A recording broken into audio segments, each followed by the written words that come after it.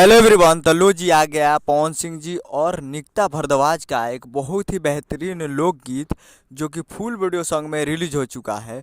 और इस गाने को लिखे हैं आशुतोष तिवारी जी और इसमें म्यूजिक दिए हैं प्रियांशु सिंह जी और इसे गाए हैं पवन सिंह जी और अनुपमा यादव जी, जो कि आपको स्क्रीन के ऊपर दिखाई दे रहा है। जिस सॉन्ग का टाइटल रखा गया है पियर फराक वाली, जो कि फुल वीडियो सॉन्ग में रिलीज हो चुका है। और वीडियो में है पवन सिंह जी और निकिता भारद्वाज जी।